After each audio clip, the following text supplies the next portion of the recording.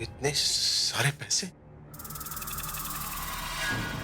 ये वही पैसे हैं जो प्रज्ञा भाभी की तिजोरी से चोरी हुए। मैंने इन सारे पैसों के सीरियल नंबर भी टैली कर लिए, सब क्रॉस चेक कर लिया। ये वही है जो मैंने अपनी डायरी में लिखे थे।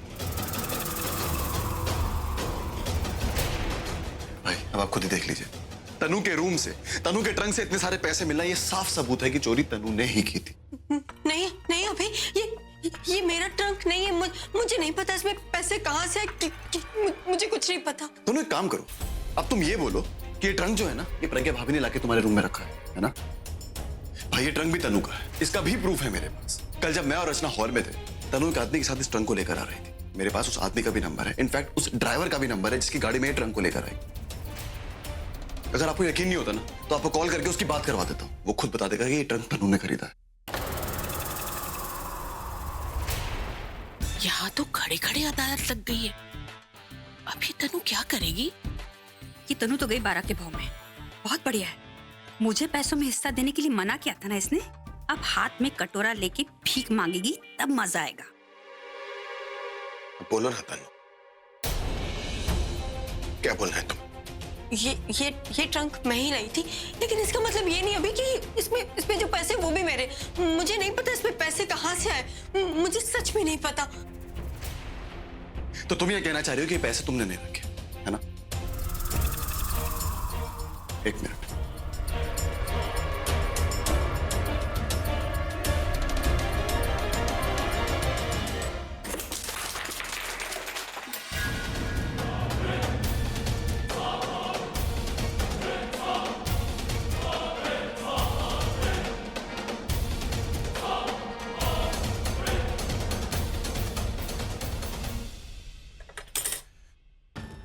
भाई हम एक काम करते हैं, आपके सामने मैंने इस ट्रंक की किसी भी चीज को डायरेक्टली टच नहीं किया, है ना? हम पुलिस को बुलाते हैं। Let's call the police. वो उसके फिंगरप्रिंट से साफ बता देंगे कि ये सारे पैसे इस ट्रंक के अंदर किसने रखे हैं और किसने चोरी की थी। ओ गॉड जी, अगर पुलिस आएगी और फिंगरप्रिंट्स चेक करेगी तो फिर मेरे भी उंगलियों के निशान मिलेंगे वहां पर। और अगर ऐसा हुआ तो मेरे हाथ में भी कटोरा होगा। मिताली, तू बहुत ही नाजुक मोड़ पर खड़ी है। पलटी मार ले तू। अभी की साइड में हो जा, वरना ये ससुराल छोड़कर तुझे दूसरे ससुराल में जाना पड़ेगा।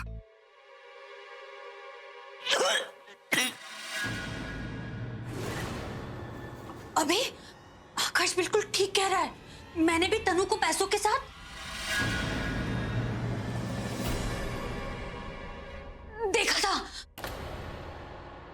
देखा था मैंने।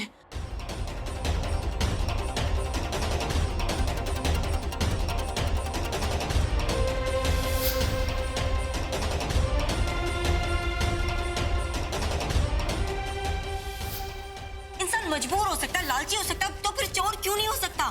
तो फिर ये तो ऐसी चोर निकली, जिस थाली में खाया उसी थाली में छेद किया इन्होंने। मुझे बिना बताए इस तरह चोरी करना ठीक तो नहीं है ना? अरे हम जब नहीं होंगे तो हमारी जगह पे कोई और होगा। आप फिर से जाने की बात करिए, मैं आपसे बात ही नहीं करूंगी। ओए अच्छा बाबा, नहीं बोलती अब। लेकिन आपको मुझे बताना चाहिए था ना, आपने बताया क्यों नहीं? वक्त पुत्र, वक्त किसके पास था? अगर मैं तुझे या आकाश को बताने में वक्त लगा देती तो उस वक्त ये तनु की बच्ची जो है ना, ये अपने आप को बचाने के लिए कोई ना कोई प्लान कर लेती। समझ गई ना? तुझे मैं बता भी देती तो तू मुझे गिरने देती क्या? गिरने की क्या जरूरत थी? कोई और आइडिया नहीं आया आपको? समझती क्यों नहीं है तू? मेरे गिरने के बाद जो घर में टेंशन और घबराहट का माहौल पैदा हो गया था, कैसे आता? तू देख नहीं रही थी अभी की क्या हालत हो रही थी? वो सबसे मेरे इलाज के लिए पैसे मांगता फिर रहा था। और मुझे ये भी शक था कि तनु मेरे सामने और अभी के सामने अपने आप को महान बताने के लिए वो पैसे जरूर निकालेगी। और फिर वैसे ही हुआ। फिर भी दादी, वाकई गिरने की क्या जरूरत थी? आप एक्टिंग ही कर लेती। अरे मैं अगर एक्टिंग करती, झूठ मूठ गिर जाती, तनु इतनी चालाक है, फौरन पकड़ लेती। तो उस वक्त फिर मुझे यही सूझा कि मुझे जो करना है रियल करना है, तो मैंने किया। अभी मेरी बात सुनो, अभी एक बार मेरी बात सुनो, अभी। हाँ, बोलो ना, क्या कहना चाहती हो तुम? कोई एक जन झूठ बोल सकता है, दो जन झूठ बोल सकते हैं, पूरा घर तो झूठ नहीं बोलेगा ना। अब मैं सच तुम्हारे मुंह से सुनना चाहता हूं। बोलो। तनु, तू फंस चुकी है। अब तू और झूठ नहीं बोल सकती, और अब तेरे पास बस एक ही रास्ता बचा है। हाँ भी, ये वही पैसे जो मैंने चुराए।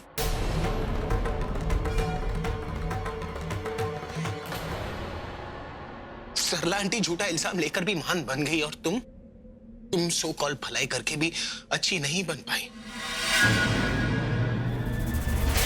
अब इसे मेरी सोच का फर्क मत कहना, क्योंकि ये फर्क तुम्हारे और सरला आंटी के नियत में है। प्लीज मेरी बात को समझो, मैंने ये चोरी सिर्फ तुम्हारे। प्लीज, अब ना ये एक्टिंग बंद करो तुम। Stop it. प्लीज। शर्म आती है मुझे, चोरी तुमने की शर्म आ रही है मुझे, शर्म आती है मुझे तुमसे बात करते हुए भी, समझी?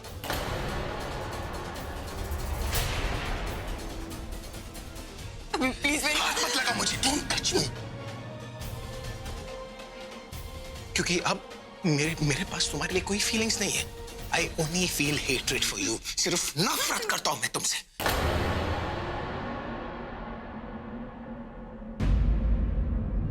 मुझे ऐसा नहीं करना चाहिए था। मेरे सामने सरला आंटी पर चोरी का इल्जाम लगा, मेरे सामने उन्हें घर छोड़कर जाना पड़ा, और मैं कुछ नहीं कर पाया।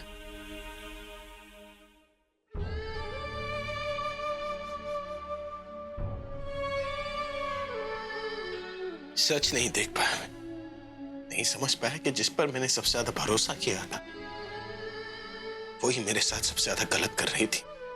क्यों मैंने उसे इतनी अथॉरिटी दी कि वो तुम्हें और सरला आंटी को बुरा भला कहे? पता है, आंख बंद करके भरोसा किया था मैंने उस पर, अंधा हो गया था मैं। ना तुम लोगों का सच देख पाया, ना तन्नू का झूठ। मेरी दी हुई अथॉरिटी का उसने सरला आंटी के अगेंस्ट यूज किया। इसमें जितनी गलती तन्नू की है ना, उतनी ही गलती मेरी भी है। मेरी वजह से तुम्हें और सरला आंटी को इतना सुनना पड़ा। उसके लिए मुझे तन्नू पर इतना गुस्सा, और जितना गुस्सा मुझे तन्नू पर आ रहा है, उतना ही गुस्सा मुझे खुद पर भी आ रहा है। देखिए, इसमें आपकी कोई गलती नहीं है, ना ही आपको माफी मांगने की जरूरत है। जो कुछ भी हुआ वो आपकी वजह से नहीं, हालात की वजह से हुआ। तनु ने आपसे झूठ बोला तो इसमें आपकी क्या गलती है? अगर उस दिन आपको सच का पता होता तो उस दिन भी आप वही करते जो आपने आज किया। आप सच का ही साथ देते। मैंने हमेशा सच का साथ दिया, लेकिन अब मैं उसका साथ नहीं दूंगा जिसने मुझसे सच छुपाया। तनु ने तुमसे बदला नहीं लिया, उसने मुझे धोखा दी, और ये करने की हिम्मत उसकी इसलिए हुई क्योंकि वो मेरे बच्चे की मां बनने वाली थी ना। उसने मेरे इस रिश्ते का नाजायज फायदा उठाया। इस वजह से अब मैं उससे अपना यही रिश्ता तोड़ दूंगा।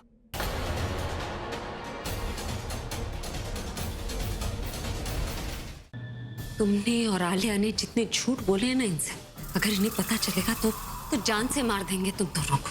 तुम्हारी उस दोस्त आलिया को तो मैंने बचा लिया, सिर्फ इस घर से बाहर जाने की सजा मिली है उसे। जिस दिन तुम्हारी सच्चाई सबके सामने आएगी, उस दिन ऐसा धमाका होगा जिसकी गूंज तुम्हें जिंदगी भर सुनाई देगी।